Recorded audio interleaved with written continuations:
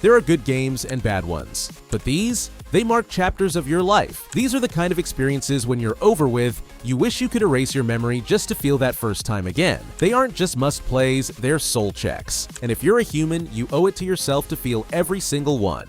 Let's get started.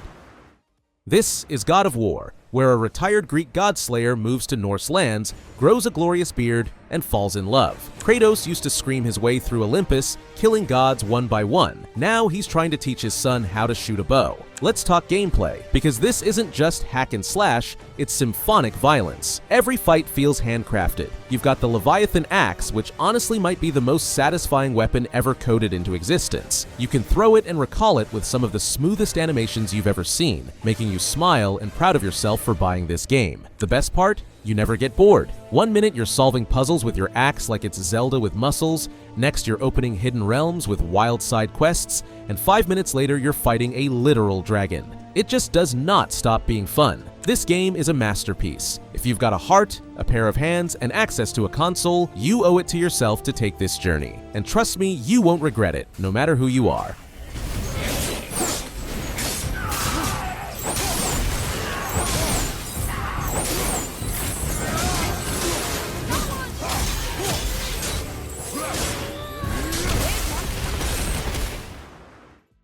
There are 3 certainties in life: death, taxes, and everyone has played GTA 5 at least once. And if you haven't, honestly, that's kinda suspicious. You might be a government plant. This game has been on more platforms than Minecraft, and it still refuses to die, because it's just that good. You've got Michael, the retired psychopath with a therapist; Franklin, the guy trying to level up without getting dragged down; and Trevor, the human version of a Molotov cocktail. You switch between them on the fly, and it's always chaos. But here's what makes GTA 5 the closest thing we have to a digital reality simulator. It's freedom. Want to rob a bank? Go for it. Want to drive a stolen jet into a golf course? Absolutely. Want to obey traffic laws for 2 hours and roleplay as a stressed out Uber driver? Lame, but still possible. You don't finish GTA 5. You get absorbed into it. Whether you're in it for the story, the chaos, the memes, this one's required gaming. I asked for a fair day's pay after a fair day's work. Then he kind of got a little angry. So I admit, I kind of got a little angry. Did you kill him? What kind of fucking animal do you take me for? No, I didn't kill him. Oh, fuck.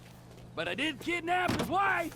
Oh, no. Red Dead Redemption 2 is proof that cowboys aren't just for westerns. They're for gamers too. This isn't just a game, it's an experience. 1 second, you're bonding with your horse, and the next, you're robbing a train and outrunning the law. It's addictive because of the little things. Have you ever spent hours hunting, fishing, or just admiring the sunset? No shame, we've all been there. And Arthur Morgan? Easily one of the most relatable protagonists ever. But what makes it a must-play is the way you can live Arthur Morgan's life in different ways. You can be the good cowboy, the bad one, or somewhere in between. Want to stick to the main storyline and roleplay the honorable outlaw? Or maybe you're more into causing chaos and pushing the limits of the world around you. The game rewards both play styles, and let's not forget the dynamic weather and how it changes everything from animal behavior to how characters react to you. The random encounters are endless, and each playthrough offers something new to discover. And the online mode? Don't even get me started on the chaotic fun there. Red Dead 2 is more than a game. It's the cowboy experience every human being owes themselves before they die.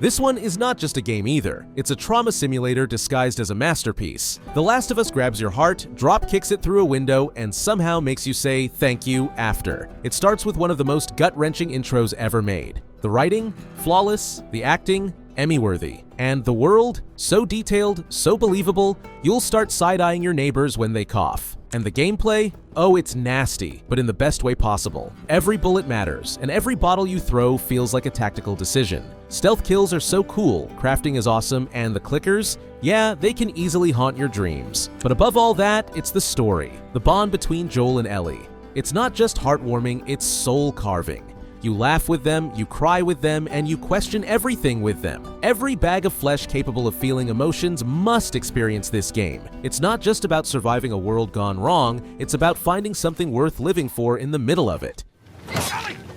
Stop! Stop! Fucking touch me! Okay, it's me. It's me. It's me. Look. It's me. He tried to... Oh, baby girl.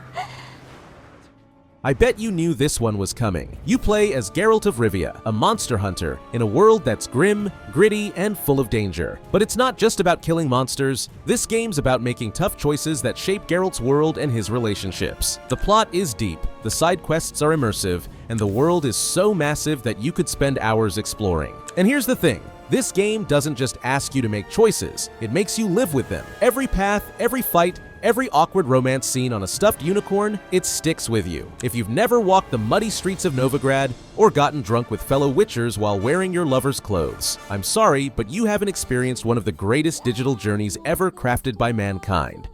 Rend my heart open, then your love profess, a winding, weaving fate to which we both atone. You flee, my dream come the morning, your scent, berries tart, lilac sweet.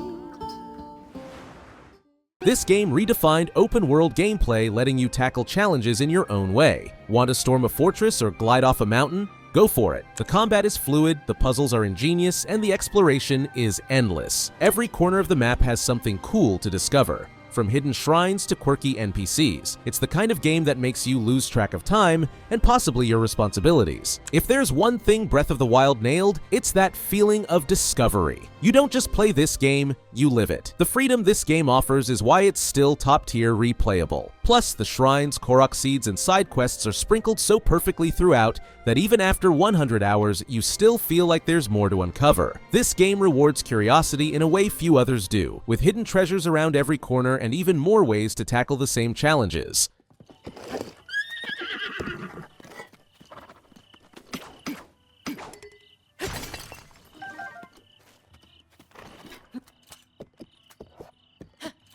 By the way, if you're planning to buy these games we've been talking about, please don't waste your money on Steam. Instead, check out Instant Gaming. They've got crazy discounts on most games and their shop is truly legitimate, so you don't need to worry about anything. The link's down below and you can thank me later.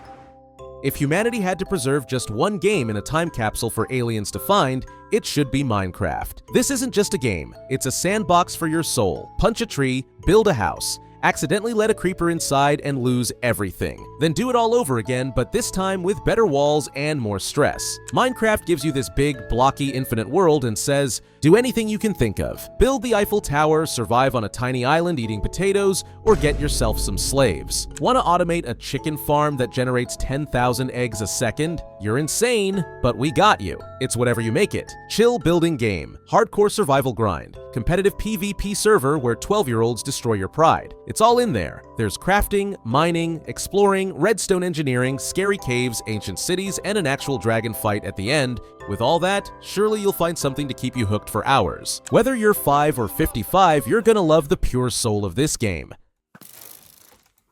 Please, please, please, please. Let me out! No! Oh my goodness. Can we just take a moment to appreciate that zombie hit me out of my bed, causing me to stare directly at an Enderman that immediately killed me.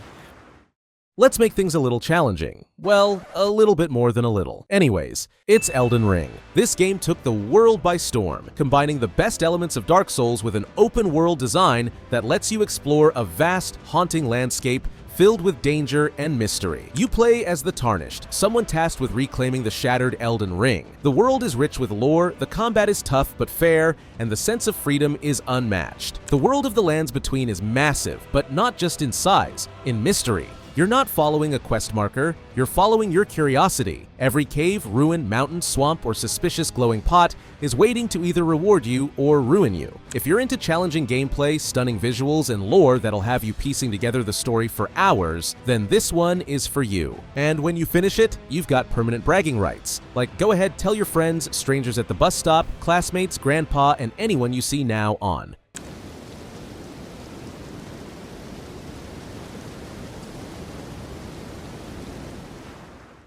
Super Mario Odyssey is the type of game that doesn't just bring back your childhood, It upgrades it with jet fuel and a magic hat. This game is joy, chaos, and 100% pure imagination bottled into a Mario adventure that actually feels new. The magic hat I just mentioned, it's a sentient hat that lets you possess everything from frogs to T-Rexes to tanks. Mario basically becomes a shape-shifting god in overalls. The world's chef's kiss. 1 second you're on a beach vibing with steel drums, next you're scaling a skyscraper in New Donk City with a jazz band cheering you on. And the platforming, smoother than butter on glass. You've got movement combos that make speedrunning feel like an art form. There's so much to do here. Finding moons, pulling off trick jumps, throwing Cappy like a pro. It's the kind of game you finish and then immediately restart just to do it all better. This game taps into that childhood joy you forgot you had, and hands it right back to you level by level.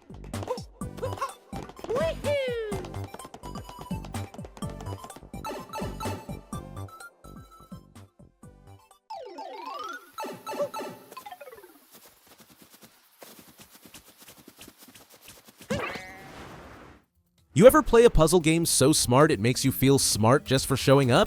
That's Portal 2. It's like someone took a physics degree, wrapped it in dark humor, added a talking potato, and made it one of the best co-op games ever. You've got a portal gun, a device that breaks reality in half, and somehow the game still teaches you how to use it without ever holding your hand. 1 minute, you're solving basic puzzles. Next thing you know, you're warping through space, flinging yourself over deadly goo, and questioning the meaning of friendship and gravity. In this game, you're gonna meet an AI who's called GLaDOS, the queen of sarcasm who roasts you harder than an Asian father after you get a C in math. The writing here isn't just funny, it's iconic. Lines from this game live rent-free in your brain for years. I guarantee you that. Portal 2 doesn't just make you think, it makes you laugh while thinking. That's a rare combo. If you haven't played it yet, congrats to you and your friend. You still have one of the greatest gaming experiences of all time waiting for you.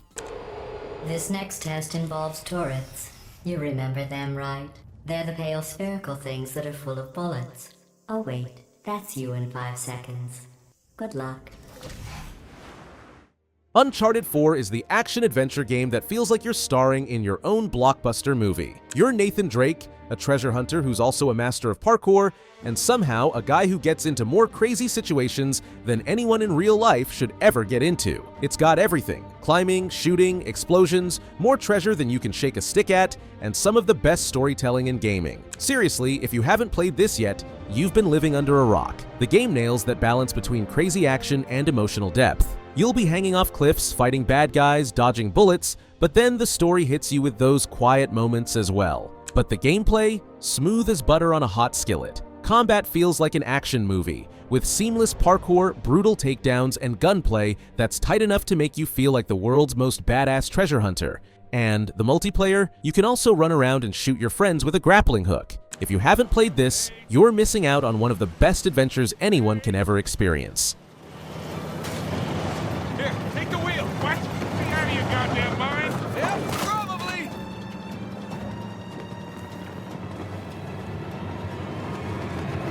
Oh, crap. Ghost of Tsushima throws you into feudal Japan like you time-traveled straight into a painting you're not sure you can ever leave. You're Jin Sakai, last samurai of his kind, fighting to free Tsushima from a Mongol invasion. But here's the twist. Honor alone ain't gonna cut it anymore, so you start bending the rules. Poison, stealth kills, smoke bombs. You're not just fighting a war, you have to win it. And the combat? Oh my. It's poetry in motion, parrying at the perfect time, slicing enemies down in dramatic standoffs, and leaping from your horse to strike your enemies. You're not pressing buttons, you're composing death symphonies. Let's not ignore the elephant-sized cherry blossom in the room. This game is stunning. You don't even fast travel because you're too busy riding through golden fields, watching leaves fly, and chasing foxes like a Disney prince with a sword. If you've got even 1 ounce of soul in your body, this is the game that'll make you feel it.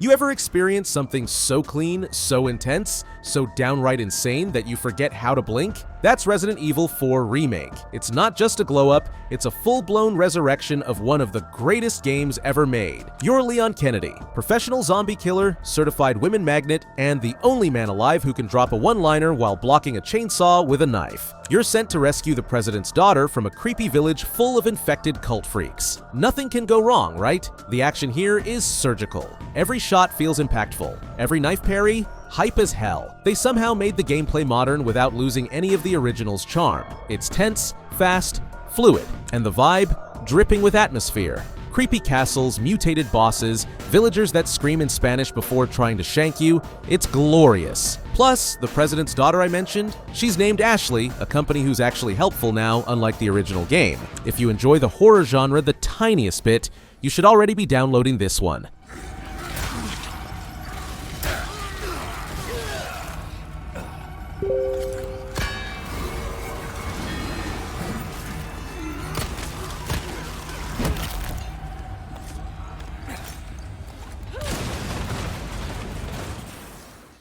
Alright, let's take a look at the king of JRPG games, Persona 5 Royal. You play as a high school student by day and a dimension-hopping, shadow-punching, demon-fusing phantom thief by night. And the crazy part? Both sides of that life are equally addictive. By day, you're making friends, taking exams, working part-time, and leveling up your social skills like a life simulator, but way better than yours. By night, you're crawling through surreal palaces built from twisted human desires, stealing hearts, unlocking powers, and drop-kicking demons into another dimension. And let's talk about that style. The menus? Well animated. The music? Absolute bangers. The art? Straight heat. Even pausing the game feels cool. Like, how do you make a pause menu part of the fun? Every character in your crew feels alive. You'll start off thinking, overrated as fuck, in my opinion. I mean, and by the end, you'd say, it's a little bit of a long journey, I agree. But that just means more time to soak in the drama, the twists, the crush-worthy moments, and the god-tier boss fights. It's not just a must-play, it's a cancel your weekend plans and play this kind of game.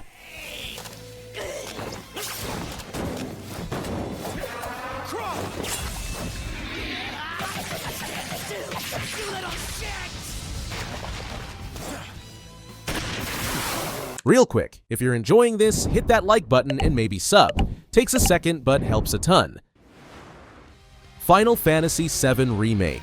This game doesn't ask for your attention. It grabs you by the face and drags you into a world where every second feels too good to be real. You step into Midgar, a city so alive every street feels like it's breathing, pulsing with neon, music, danger, and dreams. And then there's you. Cloudstrife, a walking contradiction. Silent, stylish, and somehow cooler than anyone has a right to be. And that sword on your back? It's not just for show. The combat here is pure controlled chaos, part real-time, part tactical slow-mo, and 100% high dopamine violence. You're dashing through laser barrages, flipping through air, and freezing time mid-swing to drop a spell. Every fight feels handcrafted to make you feel like a legend. But the real trap? It's the cast. These aren't just characters, they're people you fall for, friends you take a bullet for, the kind that joke with you 1 minute and wreck your soul the next. The storytelling wraps around your heart and doesn't let go. You laugh, you hurt, you care, and before you even realize it, this game has become part of you.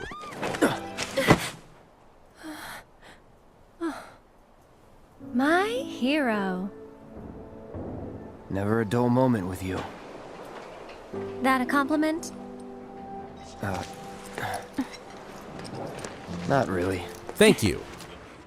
Baldur's Gate 3. This game is a whole universe in itself, packed with intricate storylines, tactical turn-based combat, and the freedom to make choices that completely change the course of your adventure. You and your squad get to roleplay through a rich D&D-inspired world, battling monsters, uncovering mysteries, and making decisions that could save or destroy the world. A game that will hook you, challenge you, and leave you coming back for more. If you haven't played it yet, I'm kinda jealous of you.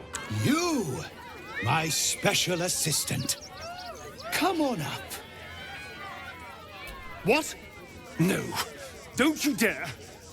This isn't funny. Of course. What fun. I'm going to fucking kill you. Let's talk about one of the most graphically rich games ever made, Cyberpunk 2077. I mean, look at the state of this car. This is a visual feast. Picture this, neon-drenched streets glistening with rain, every surface reflecting the vibrant chaos of Night City. Thanks to path-traced ray tracing, light doesn't just illuminate, it breathes. You play as V, a mercenary trying to climb the criminal food chain while dealing with cyber-enhanced psychos, power-hungry corpos, and street gangs that make traditional mobsters look like school teachers. The character models are so lifelike, you can see pores, sweat, and even the faintest scars. And then there's the environment. Skyscrapers that pierce the clouds and bustling streets alive with NPCs. If you had any respect for your eyes, you'd let them feast on this neon masterpiece.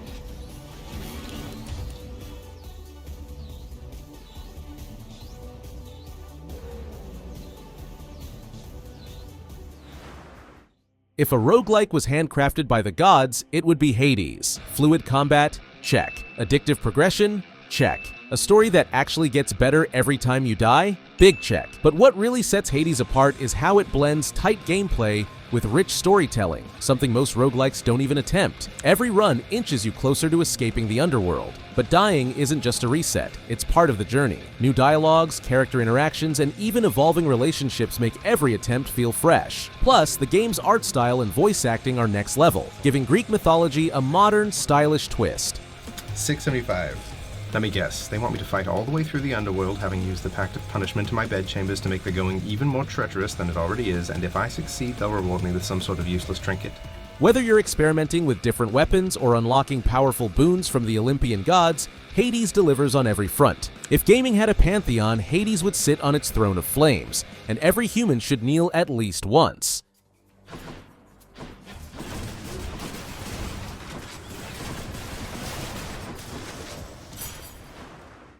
Metal Gear Solid 5: The Phantom Pain. This isn't just a stealth game, this is war jazz. Improvised, stylish, and somehow always 3 moves ahead of you. This game lets you go and build your own battlefield. You want to parachute bears into space? Sure. Roll through enemy lines in a cardboard box? Absolutely. Sneak through an outpost with perfect precision, or blow the whole thing up and vanish like a ghost. You do you, and the game bends to how you play. It's reactive, alive, and low-key smarter than most of your friends. And the vibes? Untouchable. One minute you're just chilling and the next you're crawling through hell with blood on your face and a demon horn on your skull. This game isn't here to explain itself. It's here to haunt you, puzzle you, and make you feel the weight of every mission, every lie, every phantom pain.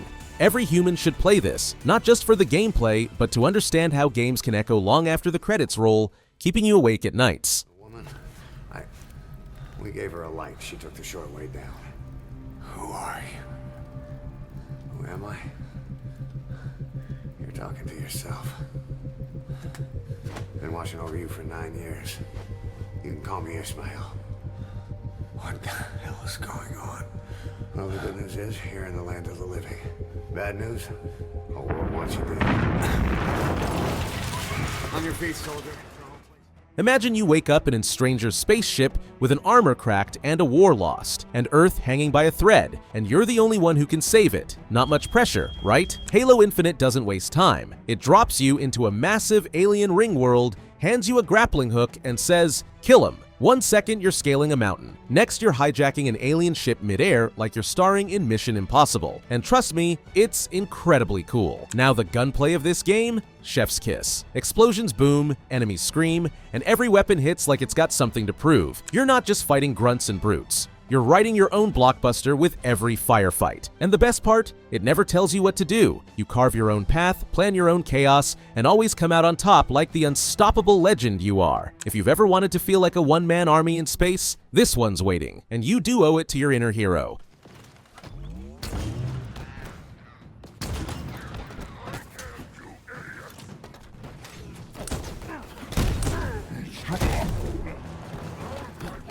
Reinforcements inbound. And that was it, folks. If you enjoyed, well, you know what to do. Thank you all for sticking to the end. That already means a lot to me. Catch you in the next one.